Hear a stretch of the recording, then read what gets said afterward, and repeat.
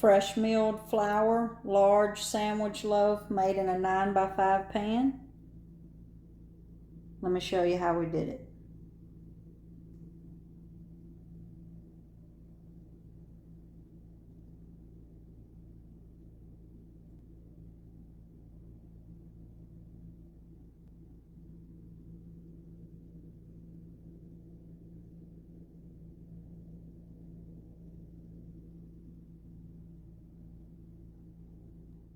So we're going to get started on our large loaf of bread. And I'm using a fresh milled flour.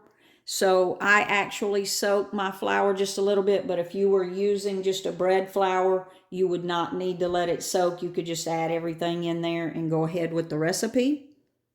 So I'm going to go ahead and add some water to the flour and let that soak for about 30 minutes before I actually add all the rest of the ingredient. And the recipe that I have is actually 650 grams of flour and 425 grams of water.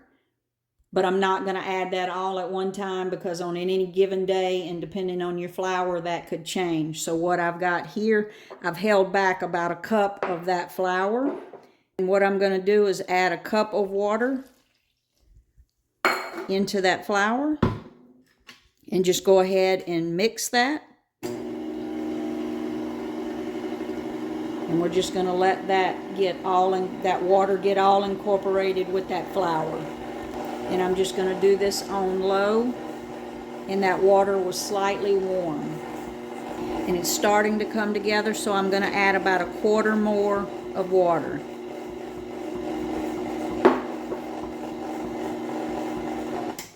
So this has not come together like the dough will because we're still going to add egg and we're still going to add oil and honey, which adds moisture. As you can see, I can squeeze it and it stays together. So I'm going to do that. I'm just going to squeeze it into a ball. And again, we held back some of that water, but I just kept adding the water until it got to a place, good spot for it to just hang out and soak.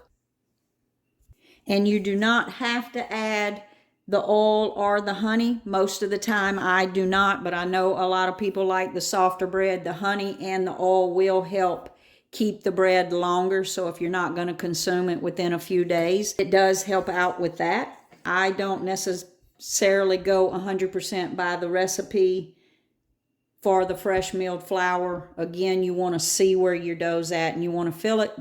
As with anything else, the fresh milled flour is a learning curve and you have to find the recipe that works best for you.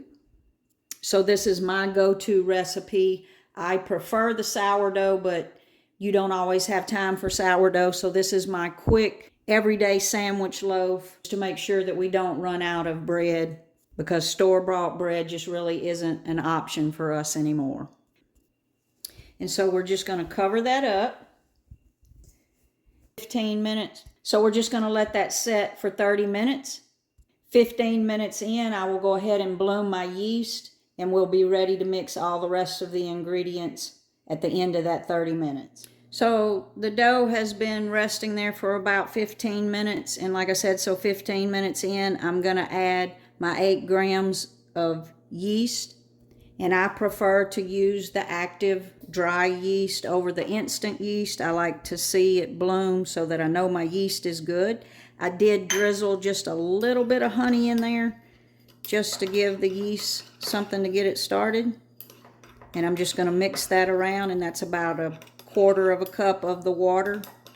And we're just going to mix that around, and you'll see the difference when your yeast starts to bloom. We know we're ready to mix it into the rest of the dough. So you can see that yeast has bloomed nicely, so my yeast is good. Now we can mix all the ingredients together. And if you like the dish towel, check out our Amazon handmade shop. The link will be in the description. So our dough's been soaking for about 30 minutes. So I've got 12 grams of salt here.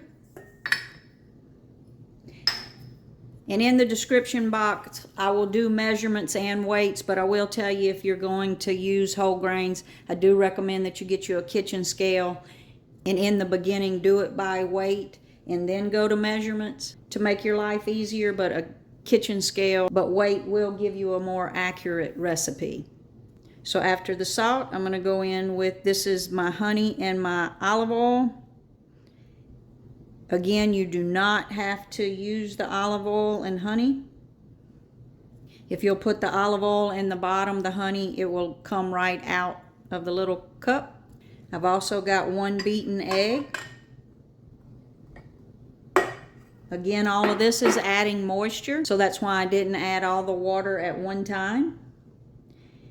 And I'm actually going to start mixing that before I go in with my yeast, because I don't like to put my yeast directly on top of my salt. And as I start mixing that, I'm going to go in with my yeast.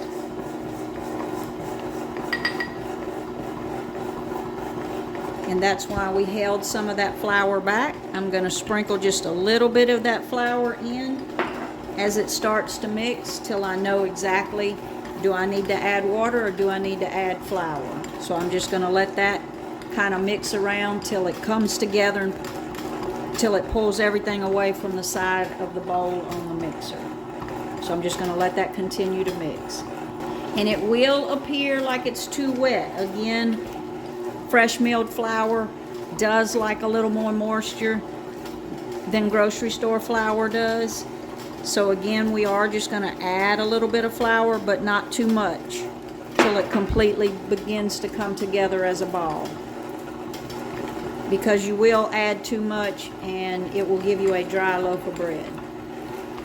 And just be patient. This will take some time if you're using a KitchenAid. If you've got one of them fancy mixers that are made for the fresh milled flour, it will get the job done quicker. But just be patient with the dough. And you can see it's starting to completely come together.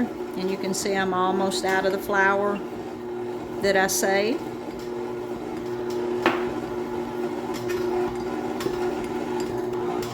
So you can see that it's coming together into a ball, and I feel like my dough is where I want it. And it is a little bit tacky, sticky, but as you can see, it is not sticking to my hands, but it is not real dry. So that's where I want to be. So now I'm just going to let that knead, and this took about 6 minutes to get it to this point. Like I said, be patient. And now I'm going to set that, and I'm going to let it knead and just make sure that I get all of those ingredients incorporated. So I'm just going to set the mixer. So let's just let it knead.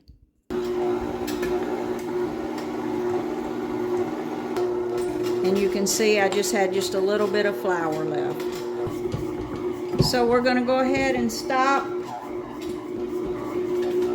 the kneading.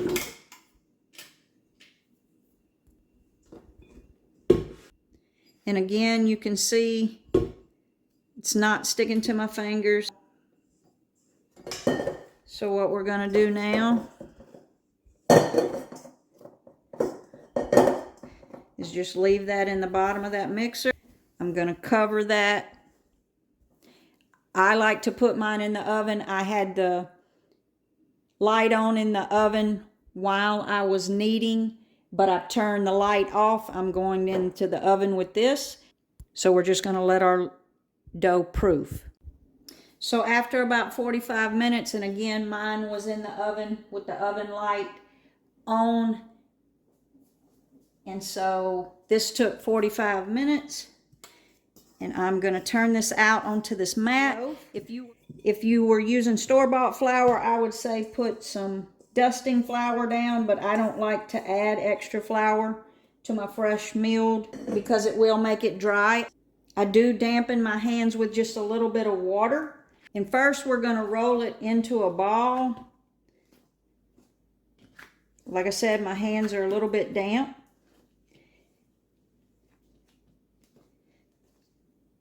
You can do it by hand, or you can use the dough scraper. It actually came with this mat. I'll put a link in the description down there. And I'm just scooting that towards me. And again, you can do that with your hand. And you're just creating tension on the top of that loaf to let it rest. We're going to cover it, and we're going to let that rest for 15 minutes. So it's been setting for 15 minutes, and you can see the difference in that dough there. And just like before, I'm not adding any flour. But you can see there, the bottom of that loaf. I'm going to go into a rectangle this time, and we're going to actually form our loaf. And I'm just gently pressing down on that. Nothing fancy. I'm just going to roll the ends in like that. But I do want to get it pretty tight. And just rolling it in. And then on these ends, I'm going to pinch these ends together. This dough is probably just a little bit drier than I would like, but it's still... I'm not quite sure how to help you with that. But it's still going to make a pretty loaf of bread. But I do like to pinch these ends as well. Just kind of roll it to get that seam out of there. And I have buttered this pan. Just pinch your seams together.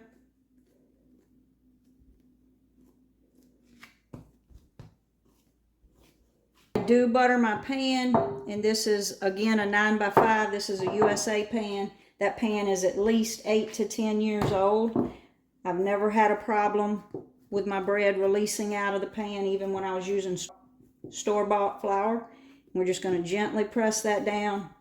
Same thing, I'm going to cover that and go back into the oven. And I'll show you where I like for the rise to be before we actually start baking it. So let's cover it up, and back in the oven I'm going to let that do its final proof.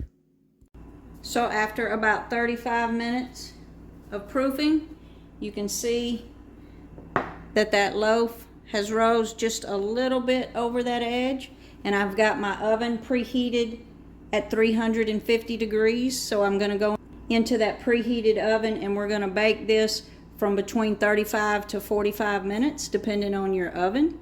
You can use an instant read thermometer if you like, 190 to 210, depending on where you like your bread. Start smelling that wonderful smell. And that's a pretty good indication in looking at the crust that your bread is just about done. When you for about 40 minutes, let's take a look. I can smell it. And oh yeah, look how beautiful that is. And let me show you how easy this comes out of the pan. Just like that. A big, beautiful loaf. You can see it's soft. Got a good crust on it. And we're going to let that cool, and then we'll cut into it. So our bread is all cool now. So let's cut into it. And you can see how big and beautiful that loaf is. So I'm just going to cut it in half first.